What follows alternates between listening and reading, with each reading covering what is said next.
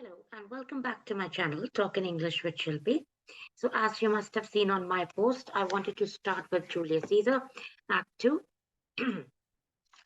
And Act 2 has got four scenes. So, today I'll cover scene 1 and scene 2. So, scene 1 basically is Brutus's orchard, where he is, in Act 1, Act 1, Cassius had cornered Brutus and had tried to influence him and had compared him to Caesar, and he had also elaborated about Caesar's weaknesses. All right, so somewhere he had ignited a kind of, a fire in Brutus against Caesar. You know, Cassius had very much understood that Brutus is a patriot. Okay, मतलब Cassius ये जानता था कि जो Brutus है वो काफी देशभक्त है और उसको ये मालूम था कि अगर वो देशभक्ति की बात करेगा ब्रूटस के सामने, ब्रूटस को ये बताएगा कि सीजर कैसे रोम के लिए अच्छा नहीं है और वो कैसे डिक्टेटर बन सकता है और डिक्टेटरशिप रोम के लिए अच्छी नहीं है बिकॉज पहले भी डिक्टेटर हुए थे रोम में जिनको रोमन्स ने हटा दिया था और ब्रूटस के एंसेस्टर्स ही थे वो जिन्होंने उस डिक्टेटर को हटाया था 497 495 बीसी में, राइट? तो उसको ये पता था कि ब्रूटस उसी फैमिली से आता है और ब्रूटस की फैमिली इसी के लिए फेमस है कि उन्होंने टायरेंट को हटाया था और वो जो है वो देशभक्त है। तो इसी का फायदा उठाकर उसने ब्रूटस को सीजर के अगेंस्ट भड़काने की कोशिश की थी एक्ट 1 में। अब यहाँ पे ब्रूटस ने एक्ट 1 में उससे प्रॉमिस किया था कि ठीक है तुम मुझसे मिलने आना और मैं इसके बारे में फर्दर बात करूंगा। तो एक्ट 2 में हम एक्चुअली वही देखते हैं कि कैशियस की जो साजिश है वो कैसे अब मटेरियलाइज हो रही है, कैसे अब वो उसको पूरी जामा पहना रहा है, उसको कैसे वो मतलब प्रैक्टिकली करता है, ठीक है? तो सीन 1 में ब्रूटस अकेला है, अपने ऑर्चार्ड में है और लूशियस उसका सर्वेंट है और उससे वो कहता है कि जाके मेरे कमरे में टेपर जला दो, टेपर यानी कि कैंडल जला दो और लूशियस कहता है ठीक है। तो जब वो चला जाता है तो ब्रूटस अकेले अपने गार्डन में घूम रहा होता है और उसको वहां पर ये बात वो अपने मन में सोच रहा होता है। तो ये स्पीच थोड़ी इम्पोर्टेंट है क्योंकि यहाँ पर आपको ये पता चलेगा कि ब्रूटस सीजर को क्यों मारना चाहता, ठीक है? ब्रूटस के मन में क्या चल रहा था और वो क्यों डिसाइड करता है कि वो सीजर को मारेगा। It must be by his death, and for my part, I know no personal cause to spurn at him. It must be by his death मतलब ये अगर रोम को फ्री करना है, रोम को बचाना है, तो फिर उसकी डेथ से ही ये पॉसिबल है। Whose death? Caesar's death. And for my part, I know no personal cause to spurn at him. यानी कि जहां तक मेरा सवाल है तो मेरे पास पर्सनल कोई रीजन नहीं है सीजर को मारने का। देखिए ब्रूटस बहुत ही साफ दिल है, वो कहीं भी मतलब उसके अंदर मक्कारी नहीं है या वो सेल्फिश नहीं है। तो वो यहाँ पे बहुत ही प्लेन शब्दों में एक्सप्रेस कर रहे हैं कि मैं सीजर को अगर मारना चाहता हूँ तो उसके पीछे मेरा कोई व्यक्तिगत कारण नहीं है, कोई पर्सनल रीजन नहीं है, कोई अपना उसका कोई मकसद नहीं है, ठीक है?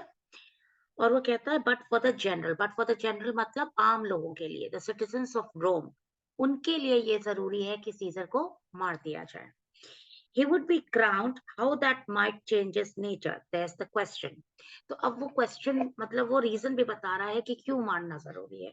वो कह रहे हैं कि अगर उसे क्राउन मिल जाता है सीजर को तो उसका नेचर बदल जाएगा। अभी जो वो इतना स्वीट सा, हम्बल सा, सबके साथ क्राउड में मिक्सअप होने वाला दिख रहा है, वो ऐसा नहीं दिखेगा, वो ऐसा नहीं रहेगा, ठीक है? और यही वो सवाल है जिसकी वजह से सीजर को मारना बहुत जरूरी है और यही वो सवाल है जो सब सेनेटर्स या ट्रिब्यून्स सोच रहे हैं। It is the bright day that brings forth the adder, and that craves weary walking.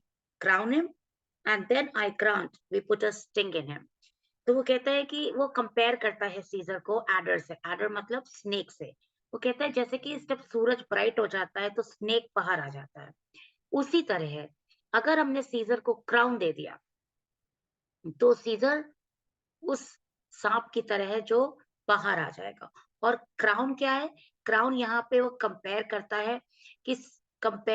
है डंक से, स्टिंग से। वो कहता है जैसे सांप के पास स्टिंग होती है जिससे लोग डरते हैं, वैसे ही ये क्राउन जो है वो सीजर के लिए डंक का काम करेगा। कैसे? जैसे ही उसे क्राउन मिल जाएगा वो रोम का सबसे पावरफुल आदमी बन जाएगा। और अगर वो रोम का सबसे पावरफुल आदमी बन गया तब तो वो कुछ भी करेगा। ठीक है? That at his will he may do danger with the abuse of greatness it when it disjoins remorse from power. तो वो कहता है कि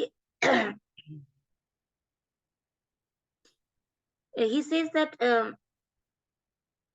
अगर हमने उसे ये दे दिया तो वो डेंजर हो सकता है, वो डेंजरस हो जाएगा रोम के लिए।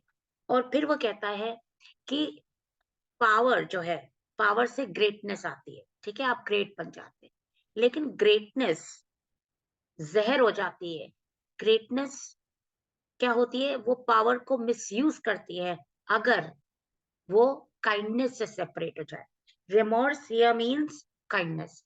वो कहते हैं अगर कोई पावरफुल आदमी के अंदर काइंडनेस नहीं है तो वो पूरे देश के लिए डेंजरस है, क्योंकि फिर वो कुछ भी करेगा और अपनी बात मनवाने के लिए वो किसी को भी टॉर्चर कर सकता है, किसी को भी मार सकता है। And to speak truth of Caesar, I have not known when his affection swayed more than his reason. तो वो कहता है कि जहां तक मैं सीजर को जानता हूं कि सीजर अपने दिमाग से ज्यादा काम लेता है, दिल से नहीं। His heart has rarely ruled his head, which is a common proof that lowliness, young ambition's ladder, whereto the climber upward turns his face. तो वो कहता है कि ये कॉमन चीज है कि अगर कोई यंग आदमी एम्बिशियस होता है तो वो हम्बलनेस को यूज करता है, वो सबके सामने जी जी जी जी करता रहता है, वो झुक के चलता है। लेकिन एक बार जब वो ऊपर पहुंच जाता है, एक बार जब वो ऊंचाई छू लेता है, एक बार जब वो अपनी पोजीशन पा लेता है, तो फिर वो मुड़ के देखता भी नहीं। जिन लोगों ने उसकी मदद की होती है, जिन लोगों ने उसको ऊपर पहुंचाया होता है, वो उनकी कदर ही नहीं करता है। ये वो यहाँ पर एक्सप्रेस करता है। फिर वो कहता है कि but when he once attains the upmost round he then unto the ladder turns his back. तो यानी कि जब वो एक बार ऊपर पहुंच जाता है तो वो उस सीढ़ी की भी कदर नहीं करता जिस सीढ़ी के थ्रू वो आया हो। यहाँ पे उसके कहने का मतलब है कि जैसे अभी जो सीजर है वो क्राउड के साथ मिंगल कर रहा है, वो लोगों को बहुत मीठे मीठे से बात कर रहा है, लेकिन एक बार जब वो क्राउन पा जाएगा तब वो इन्हीं लोगों को इग्नोर कर देगा। Look into the clouds, scorning the base degrees by which he did ascend. Look into the cloud, that is तब उसका सर आसमान में होगा और वो बाकी लोगों को बेस डिग्रीज अंडरलाइन, इसका मतलब होता है आम लोग, कॉमन लोगों को, फिर वो नफरत से देखेगा। ठीक है? So Caesar may then lest he may prevent. So that is Caesar को हमें prevent करना चाहिए, उसे रोकना चाहिए। And since the quarrel will bear no color for the thing he is, fashion it thus, that what he is augmented would run to these and these extremities. Okay. So he says,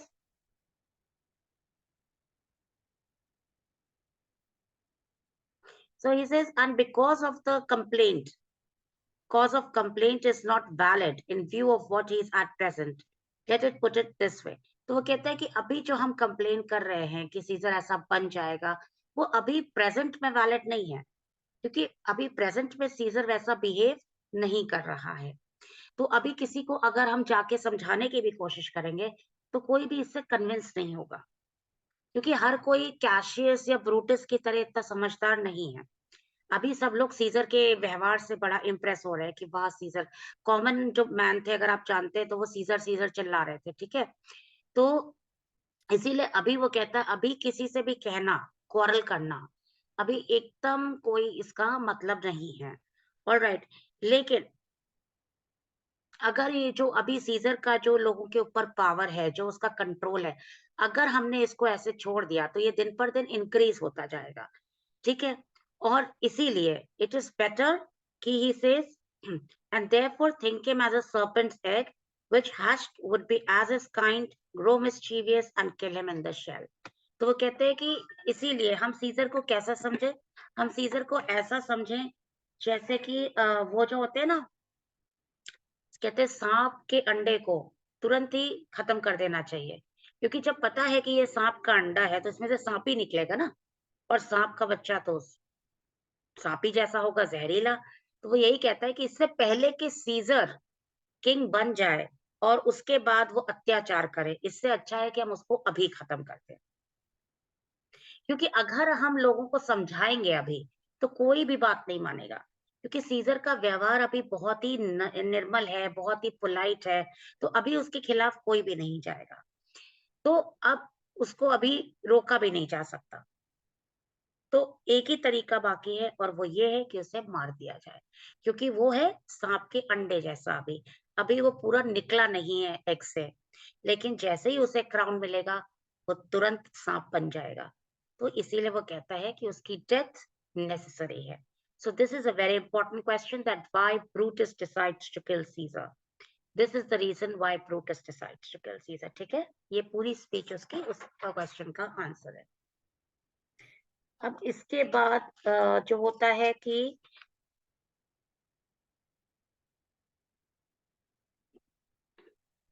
अब इसके बाद एक और speech है, जहाँ पर Brutus को letters मिलते हैं अलग-अलग हैंडराइटिंग में, जो आपको पता है कि कैशियस ने लिखे होते हैं और उसके गार्डन में ड्रॉप किए होते हैं। क्यों किए होते हैं? इसका क्वेश्चन आ सकता है कि why Cassius decides to drop these letters. Reason ये है कि जो कैशियस होता है उसको पता था कि ब्रूटस सिर्फ़ और सिर्फ़ देश के लिए सोचता है।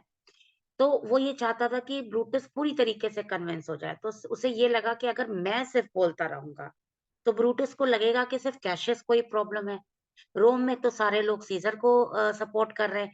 वो तो उसने देखा ही था एक्ट 1 में कि लोग सीज़र के लिए चिल्ला रहे थे, और जब वो कैशियस के पास कोने में आ जाता है, तो उसने कैसका से पूछा भी होता है कि क्या क्राउड सीज़र को ऑफ़र कर, तो वो कहता है कि हाँ, एंटनी सीज़र को क्राउन ऑफ़र कर रहा था और क्राउड सीज़र के लिए चीयर कर रहे थे, राइट? तो इससे ही पता चलता है कि the crowd was in favour of scissor.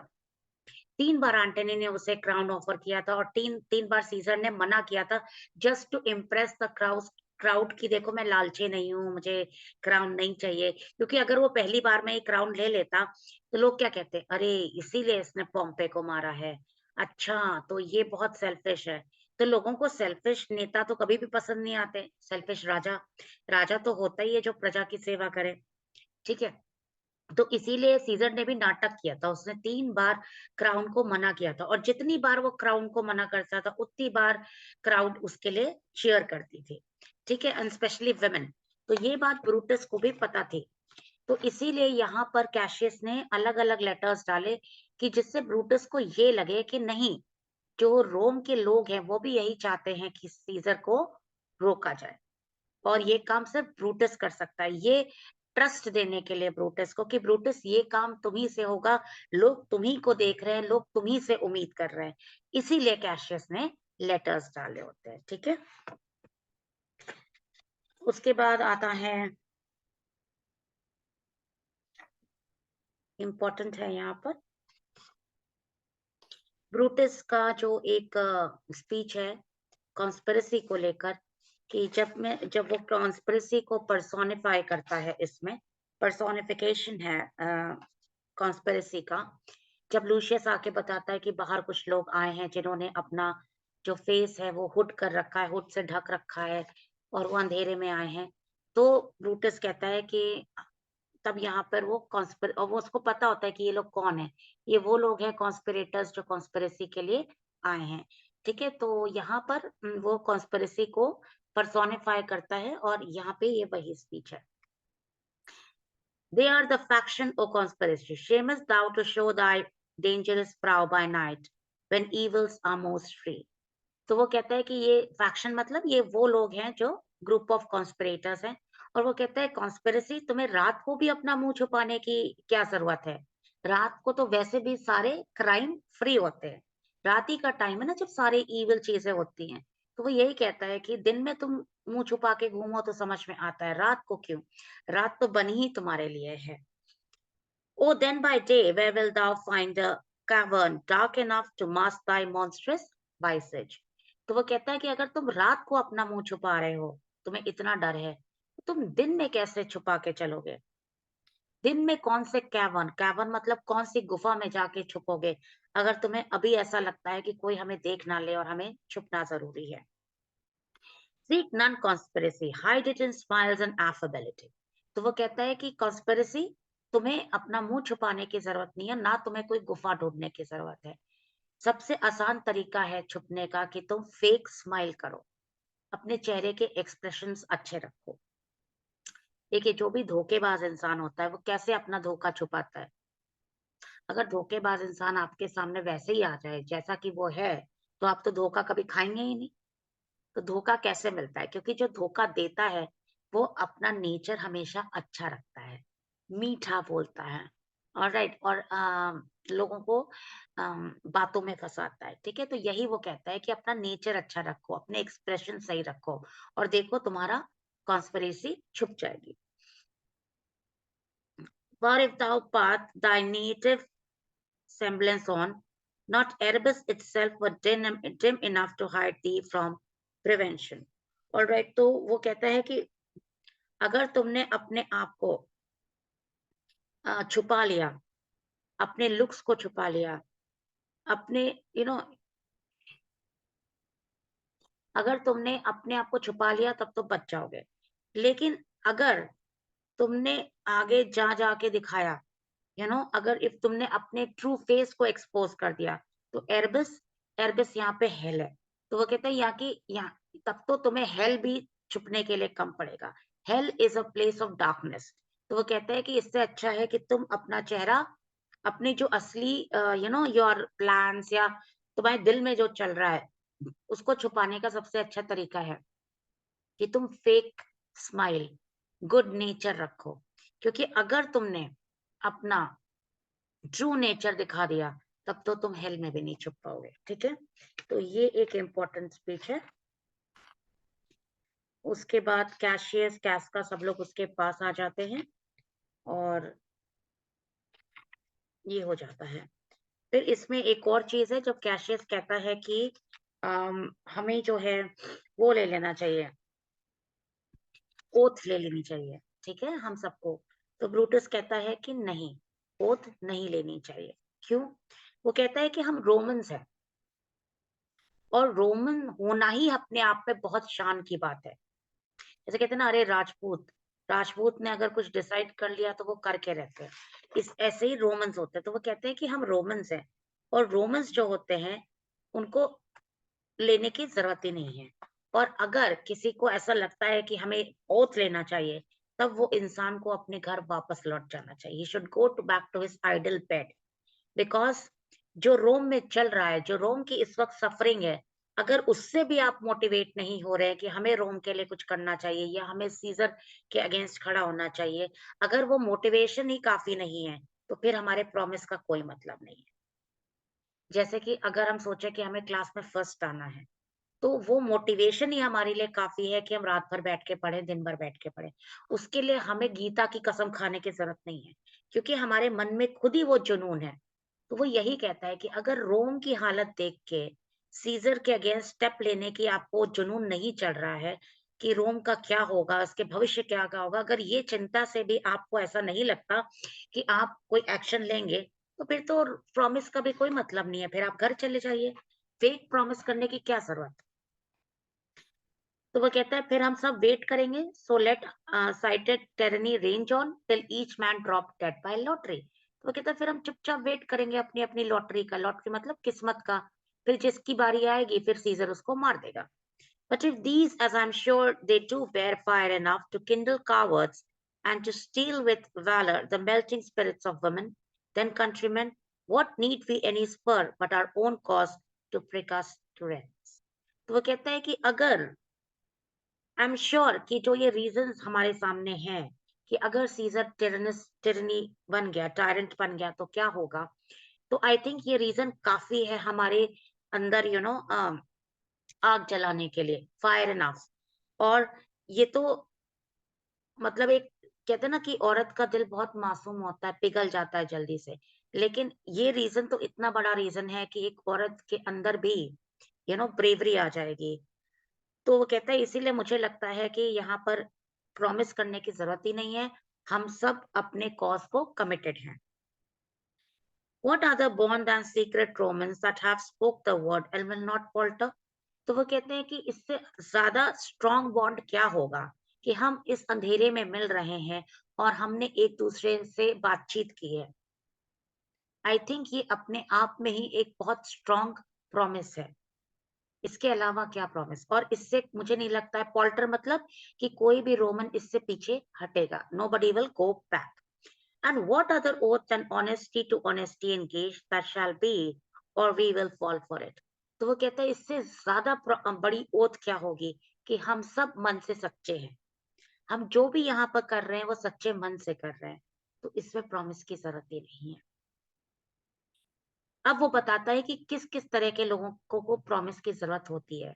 ये बहुत इम्पोर्टेंट है कि who are the people according to Brutus जिन्हें प्रॉमिस लेनी पड़ती है। पहला वो कहता है प्रीस्ट। प्रीस्ट को क्यों प्रॉमिस लेनी पड़ती है?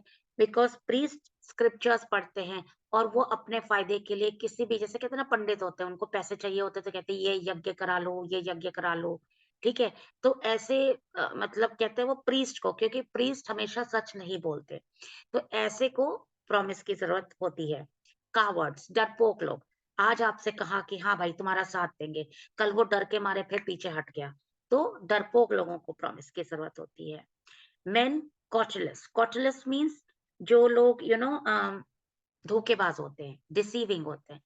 आज आपसे कुछ कहा, कल कुछ और कहेंगे। तो ऐसे लोगों को प्रॉमिस की ज़रूरत होती है कि आज जो कहा है उस पे टिके रहेंगे। Old feeble carrions, old feeble carrions means corpses, मतलब एकदम बुढ़े लोग जो मरने वाले होते हैं ना, एकदम मरने की स्थिति में होते हैं, ऐसे लोग। फिर and suffering souls that welcome wrongs unto bad causes swear such creatures as meant out. And so he says ऐसे लोग, जो चुपचाप अन्याय सह लेते हैं, ऐसे लोगों को जरूरत होती है जो प्रॉमिस करें। तो मतलब priest, cautelous people, then he says cowards, feeble carry-ons, and people who are welcoming wrong. ऐसे लोगों को प्रॉमिस लेने की जरूरत होती है। हम जैसे लोगों को नहीं, जो बहादुर हैं और जो अपने देश के लिए सोच रहे हैं और जो देश के लिए ही ये काम करने जा रहे हैं। हमें, क्योंकि हमारा मन सच्चा है, हम रोमन्स हैं, हम प्योर रोमन्स हैं, इसीलिए हमें ये सब करने की जरूरत नहीं है। उसके हिसाब से प्रॉमिस लेना अभी जैसे होगा ढोंग करना। But do not stain the even virtue of our enterprise, nor the insurpassed metal of our spirits, to think that all our cause or our performance did need an oath. कहता है कि अगर हमने प्रॉमिस किया तो वो ऐसा होगा कि हम अपने कॉज के ऊपर, जिस लिए हम यहाँ पर इकट्ठा हुए हैं, उसके ऊपर हम टेंट कर रहे हैं। टेंट मतलब हम उसके ऊपर धब्बा लगा रहे हैं। जैसे वैसी बात हो गई कि अगर हमें फर्स्ट आना है क्लास में, तो हम खुद ही अपने आप से मोटिवेटेड होंगे ना कि हम वो उसके लिए पूरे तन मन से जुटे। या कोई टीम है, जैसे जैसे मान लीजिए क्रिकेट खेलने गए, तो अब जो क्रिकेट की टीम होती है उन्हें क्या रोज अपने और लोगों बैठ के शपथ लेते नहीं, आज हम अच्छा खेलेंगे, आज हम जीतेंगे। उनको शपथ लेने की जरूरत ही नहीं है, क्योंकि वो जो 11 प्लेयर्स हैं उन्हें अपने आप में ही इतना जुनून है, अपने आप में ही उन्होंने इतना मोटिवेशन रखा है कि आज हम अच्छा खेलेंगे, कि उन्हें प्रॉमिस लेने की जरूरत ही नहीं है। अगर वो प्रॉमिस लेंगे तो कैसा लगेगा? अरे! ये क्रिकेटर्स होके प्रॉमिस ले रहे हैं, क्यों? ये फील्ड में जाके खेलेंगे नहीं क्या? क्या इनके मन में खेलने का इरादा नहीं है? इनको ज़बरदस्ती के लिए प्रॉमिस करानी पड़ रही है। वही चीज़ हो गई, ठीक है? कि अगर इंडियन आर्मी के जो सोल्जर्स हैं, वो वॉर पे जाने से पहले प्रॉमिस करें कि नहीं, आज हम गोली ज़रूर चलाएँगे, आज हम मार के ज़रूर आएँगे। उनको प्रॉमिस की ज़रूरत ही नहीं है, क्योंकि उनके अंदर ही वो जुनून है कि आज हम दुश्मन से लड़ेंगे, वही बात वो कहते हैं। उनके लिए तो प्रॉमिस लेना ऐसा होगा जैसे बेइज्जती, धब्बा, है ना? वही चीज़ ब्रूटस कहता है कि अगर हमने प्रॉमिस ली, तो वो तो हमारे जो हम जिस काम के लिए खड़े हो रहे हैं, उसके ऊपर एक धब्बा होगा। Is the cause of several bastardy if we do break the smallest particle of any promise that hath passed him. So he says every drop of blood in our veins, खून का एक-एक कतरा जो हमारे अंदर है, वो एक्चुअली गिल्टी हो जाएगा अगर हमने अपने इरादे से पीछे हटे, क्योंकि हम प्योर रोमन्स हैं, ठीक है? तो मैं यहीं पे रोकती हूँ क्योंकि ये है बहुत लंबा, मुझे लगता है आज के दिन काफ़ी हो गया है, कंफ्यूज ना हो जाएँ आप, इसीलिए मैं यहाँ रोकती हूँ क्योंकि आगे पोर्शिया भी आएगी और मैं कल इसको कंटिन्यू करूँगी और संडे तक हम एक्ट 1, सीन 1 एंड 2 कर लेंगे, फिर धीरे-धीरे हम पूरा एक्ट पूरा कर लेंगे, ठीक है? तो मैं चाहती हूँ कि मैं धीरे जाऊँ बिकॉज़ जिससे आपको अंडरस्टैंड हो जाए, आपको अच्छे से समझ आ जाए, नहीं तो भागने से कोई फ़ायदा नहीं है, ऑलराइट?